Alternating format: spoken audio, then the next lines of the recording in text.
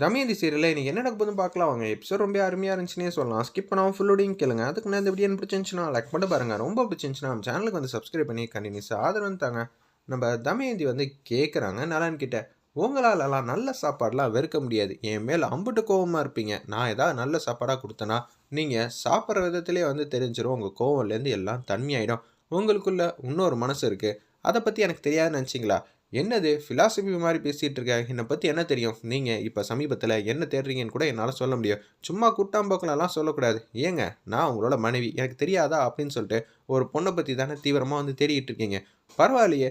இவ்வளோ உன்னிப்பா வந்து பார்த்துட்டு இருக்க. அவ என்னோட ஏஞ்சல். என் உயிரையே காப்பாத்துன ஏஞ்சல். சின்ன வயசுல நானும் எங்க அம்மாவும் ஒரு கட்டத்தில இருக்கவே வேணான்னு சொல்லி கிணறு பக்கத்துல நின்னு குதிக்கலான்னு போனோமா, அப்பன்னு பார்த்து அவங்க அம்மா தான் வந்து தடுத்து நிப்பாட்டுனாங்க.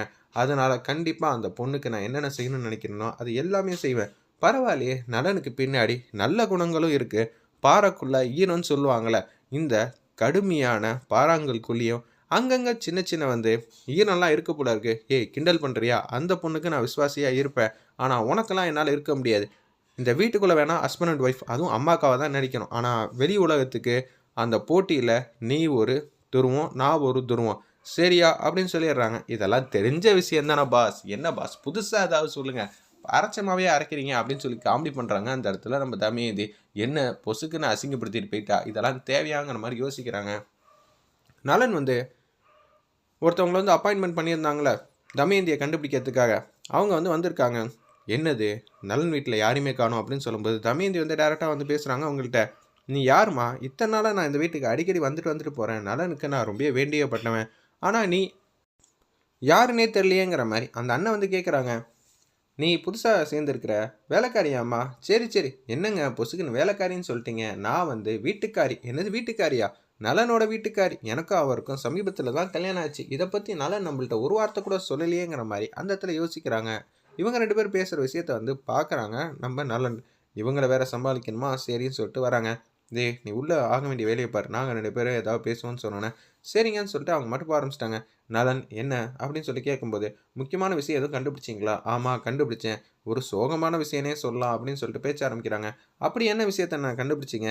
அப்படின்னு சொல்லி கேட்டோனே, அந்த பொண்ணு ஓடி போய் கல்யாணம் பண்ணிட்டாளா? அப்படின்னு அங்க இருக்கிற மாதவி சொல்லியிருந்தாங்கல்ல, அந்த விஷயத்த எல்லாத்தையும் வந்து ஷேர் பண்றாங்க நம்ம நலன்ட்ட. அந்த பையன் சரியில்லையாம். போட்டு பாடாப்படுத்துறானா தமயந்திய. அப்படியா? லவ் பண்ணி கல்யாணம் பண்ணாளா? என்ன ஏதுன்னு எனக்கு சுத்தமா தெரியல. ஆனா வீட்ல பார்த்த மாப்பிள்ளையா?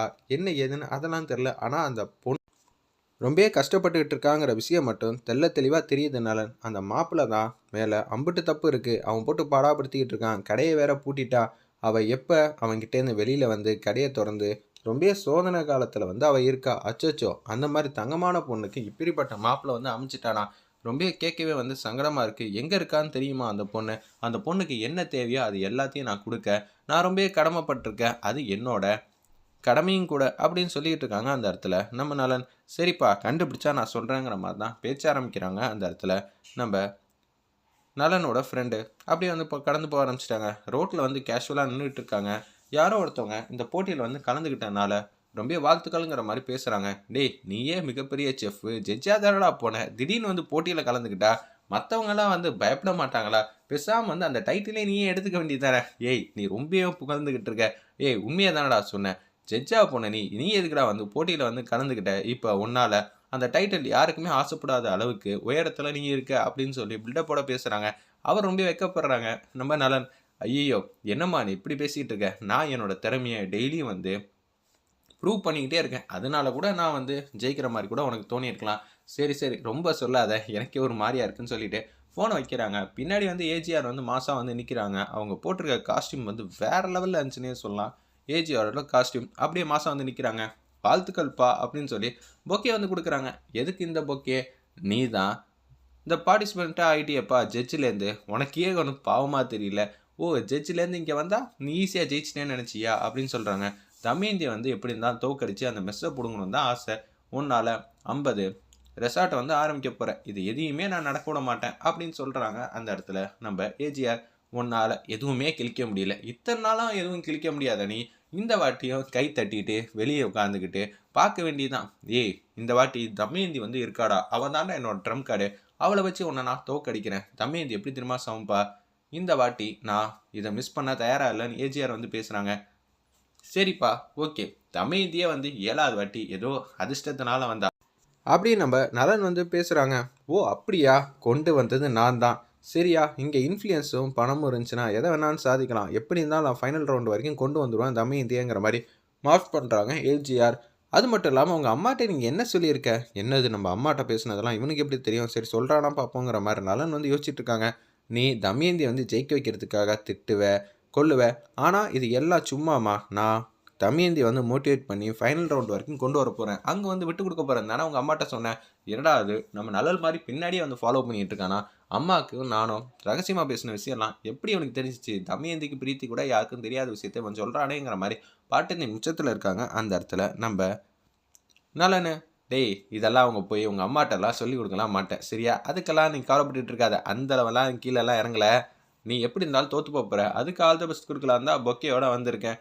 நீ ஜெயிச்சிருவேன்னு சொல்லி சாணக்கியத்தனமாக இருந்தனா கண்டிப்பாக தோற்றுருவேன். நீ ஏதாவது கொஞ்சமாவது புத்திசாலித்தனமாக இருந்து ஏதாவது ஜெயிக்கிறதுக்கான வழியை பாரு அப்படின்னு சொல்கிறாங்க. அந்த இடத்துல நம்ம ஏஜிஆர், சேர்றா நீ இத்தனை நாளாக வந்து இதே தான் அப்பீலன்னு சொல்லிட்டு இருக்க, இப்பயும் இதே தான் அப்பீலன்னு சொல்ல போற அப்படின்னு சொன்னோன்னா 2 பேரோட கான்வர்சேஷன் சூப்பராக முடிஞ்சு அவங்கவுங்க வந்து அவங்கவுங்க வேலையை பார்க்குற மாதிரி காட்டுறாங்க. ஒரு பக்கம் தமயந்தியை பார்க்கலான்னு சொல்லிட்டு செல்வி வந்திருக்காங்க. இவ யாரு? இவளை பார்த்தாலே வந்து ஒரு மாதிரியா இருக்கே, இவ எதுக்கு வீட்டுக்குள்ளெல்லாம் வந்துட்டு இருக்கா அப்படின்னு சொல்லி நலனோட அப்பா வந்து பார்க்குறாங்க. அந்த இடத்துல ராம் பிரசாத், மாமா இவ யாருன்னு தெரியலையா? தமயந்தியோட ஃப்ரெண்டு. இனிமேட்டு இது மாதிரி ஆளுங்களாம் நம்ம வீட்டுக்கு வரதான் செய்வாங்க, என்ன பண்ணுறது அப்படின்னு சொல்லி யோசிக்கும் போதே பிரீத்தியும் வந்துட்டாங்க, அபிராமி அம்மா வந்துட்டாங்க. இனிமேட்டு இவங்க வந்திருக்காங்க, எதுவும் பேச முடியாது மாமா, எதுவும் இருந்தாலும் பார்த்துக்கலாம், அமைதியாக இருங்கன்னு சொன்னோட வேறு வழியே இல்லாமல் அமைதியாக இருக்காங்க. அந்த இடத்துல ராம் பிரசாத் தமயந்தியை பார்த்தோன்னா ஹக் பண்ணுறாங்க. அக்கா நீ எப்படி இருந்தாலும் போட்டியில் வந்து ஜெயிச்சிருவக்கா, ஒன்றை ஜெயிக்கிறதுக்கு இங்கே யாரும் வர முடியுமா? என்ன நலனன் மட்டும் இருக்காங்க, நீங்கள் 2 பேரும் தான் ஃபைனலுக்கு வந்து போக போகிறீங்க. எனக்கு ரொம்ப சந்தோஷமாகவும் ஆனந்தமாகவும் இருக்குது. வாழ்த்து சொல்லலாம் தான் வந்தேன். உனக்கு வேலையெல்லாம் எப்படி போகுது, நல்லா இருக்கியா அப்படின்னு சொல்லும்போது நல்லா இருக்கேங்க்கா அப்படின்னு சொல்லி கேஷுவலாக வந்து பேசிகிட்டு இருக்காங்க. அப்போன்னு பார்த்து அண்ணாச்சி வந்து வராங்க. அண்ணாச்சினா யாருன்னு பார்த்தீங்கன்னா தமயந்தியோட மெஸ்ஸுக்கு வந்து பருப்பு, அரிசி, உப்புலேருந்து எல்லாத்தையும் வந்து கொடுத்தவர் தான் அண்ணாச்சி. அவர் வராங்க. என்ன அண்ணாச்சி திடீர்னு சொல்லிக்காமல் கொலிக்காமல் வந்திருக்கீங்க? இல்லை தமயந்தி, நீ மெஸ்ஸை வேற பூட்டியிருக்க, அதனால தான் உன்னை பார்த்துட்டு போகலான்னு வந்தேன் அப்படின்னு சொல்லிட்டு இருக்காங்க. அந்த இடத்துல நம்ம தமயந்தி கிட்ட சொல்லுங்கண்ணே, எதுவும் முக்கியமான விஷயமா? இத்தனை நாளாக மெஸ் வந்து ஓப்பனில் இருந்துச்சு, இந்த விஷயத்த உன்ட்ட சொல்லாமல் விட்டுட்டேன்.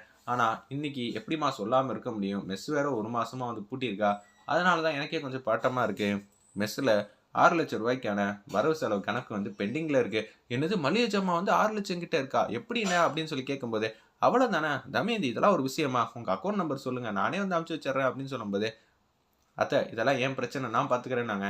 ராம் பிரசாத் வந்து கடுப்பாயிட்டாங்க. யார் வீட்டு பணத்தை யாருக்கு அள்ளி கொடுக்கறது? கண்டவனுக்கும் வந்து அள்ளி கொடுக்க தான் நான் வந்து லட்சக்கணக்கில் உட்காந்து சம்பாரிச்சிட்டு உட்காந்துட்டு இருக்கேன்னு சொல்லி ராம் பிரசாத் வந்து உச்சக்கட்ட கோவத்தில் வந்து பேசுகிறாங்க.